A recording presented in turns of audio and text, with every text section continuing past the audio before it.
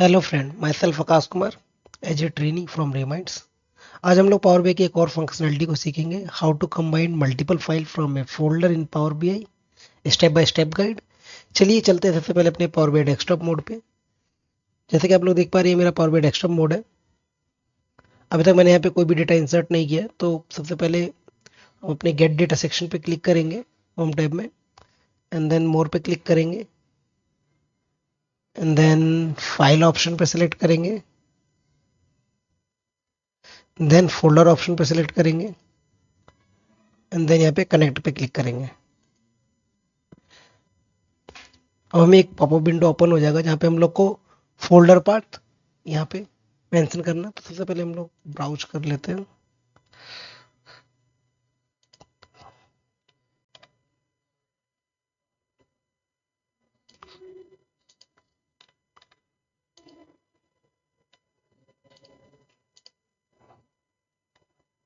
Then okay.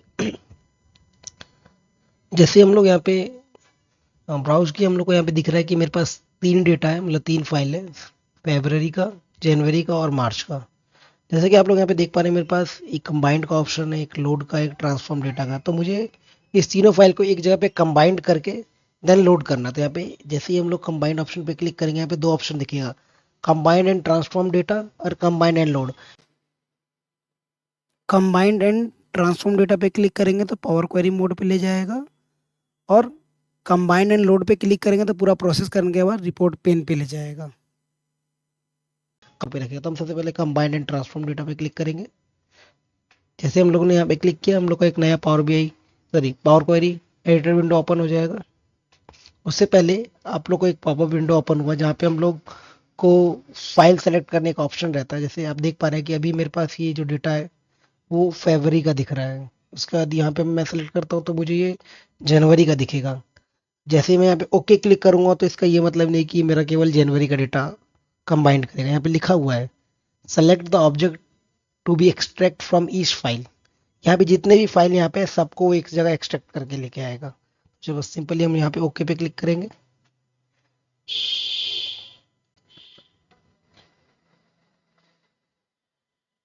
कुछ time लेगा। जैसा कि आप देख पा रहे हैं, ये मेरा पावर क्वेरी का विंडो ओपन हो गया, और यहाँ पे सपोर्टिंग फाइल ऑटोमेटिक जनरेट हो गई। ये मेरा सेल्स डेटा टेबल है जिसमें मेरा कंबाइंड होकर डेटा आ गया है। सोर्स से डेटा आया, कुछ फिल्टर्स हुए, फिल्टर बेसिस पे रीनेम हुआ, कॉलम कॉलम सटे, नेक्स्ट एंड देन ये डेटा आप देख पा रहे हैं, मेरे पास जितने भी कॉलम्स हैं, date, product, sales and reason.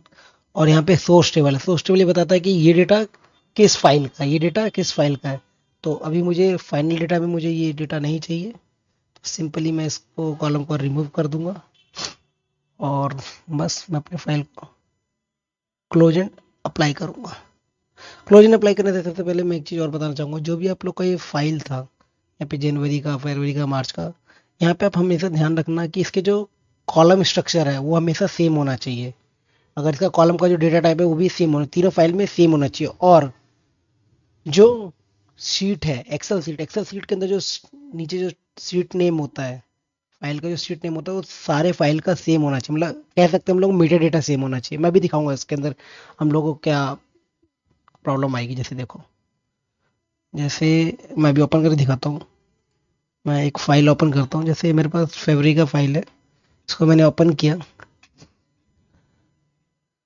ये मेरा जनवरी का फाइल है, इसको मैंने ओपन किया।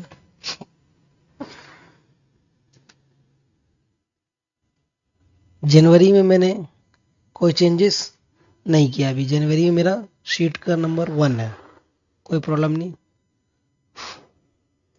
फरवरी में मैं शीट का नंबर क्या करता हूँ, सिंपल इसको 2 कर देता हूँ। 2 कर दिया। इस फाइल को बस मैं सेव कर देता हूँ, save as, save, okay, cut. इसमें मैंने कोई चेंज नहीं किया, सिंपल कट कर देता हूँ। पावर बीआई में जाता हूँ मैं, अपने पावर बीआई में सिंपली मैं इसको रिफ्रेश करता हूँ एक बार। रिफ्रेश ऑल, यहाँ पे एरर आ जाएगा। देखिए एरर क्या है, ऊपर चलो। एरर आपको उस फाइल में दिखा रही है, जिस फाइल देखो फरवरी में हम लोगों ने चेंजेस किया था, फरवरी में एरर दिखा दिया। तो इसके लिए क्या करना पड़ेगा, हम लोग को जो मेटा डेटा उसको सही करना पड़ेगा।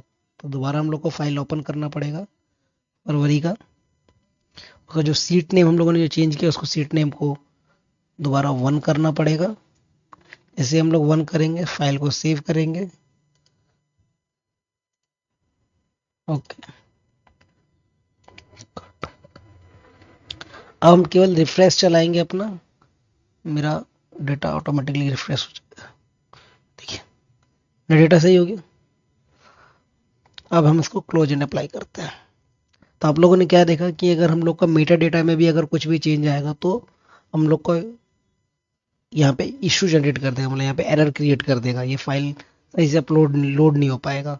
तो हम लोग को ये भी ध्यान देना है कि अगर जब भी हम लोग फाइल के थ्रू डेटा मल्टीपल फाइल के थ्रू डेटा ला रहे हैं फोल्डर के थ्रू, तो हम लोग के हर फाइल के अंदर जो स्ट्रक्चर है वो सेम रहना चाहिए। फाइल का मेटा डेटा का जो भी नेम है वो सब सेम रहना चाहिए, मतलब उसमें डिस्टिंक्स नहीं रहना चाहिए, जिससे प्रॉब्लम क्रिएट होगा। उसके अलावा इससे क्या बेनिफिट एक बार हम बताते हैं। उससे पहले देखिए डेटा मैं दिखा देता हूँ। जैसे मैंने यहाँ पे क्लिक किया टेबल पे, टेबल विजुअलाइजेशन पे, इस पे क्लिक करते हैं, इसको डेट बना लेते हैं, डेट, प्रोडक्ट, रीजन।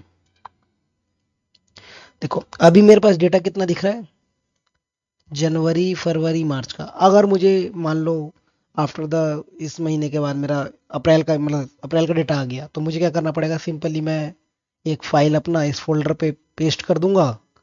तो पावर बीआई क्या करेगा, आप पावर बीआई में जाकर दोबारा मुझे ट्रांसफॉर्म डेटा पे जाके दोबारा एक और सोर्स से डेटा लाके ऐड ऑन करने की जरूरत नहीं है। बस सिंपल क्या करना है, मुझे सिंपल रिफ्रेश करना है, मेरा डेटा शो हो जाए। कैसे, चलिए इसके लिए करते हैं, अपने फाइल पे जाएंगे, एक डेटा उठाते हैं अप्रैल का, इसमें पेस्ट कर देंगे बस। अब यहाँ पे हमारे कितने फाइल हो गए, 4। अपना दोबारा हम लोग कहाँ पे जाएंगे, पावर बीआई पे जाएंगे, एक सिंपल रिफ्रेश बटन पे क्लिक करेंगे। हम लोग क्या कर देगा, ये जनवरी फरवरी मार्च का तो ऑलरेडी था, इसमें क्या कर देगा, अप्रैल का डेटा भी ऐड ऑन कर देगा। देखिए अप्रैल का डेटा ऑटोमेटिकली ऐड ऑन कर दिया। तो इसके थ्रू हम लोग, अगर हम लोग मंथ वाइज कोई भी डेटा अगर हम लोग ऐड ऑन करते हैं फाइल में, तो ये ऑटोमेटिकली एक सिंगल रिफ्रेश पे ये आ जाएगा। Okay, thank you. अगर आप लोग को ये वीडियो अच्छा लगा हो तो प्लीज़ वीडियो को like share subscribe. Thank you, मिलते हैं अपने नेक्स्ट वीडियो में।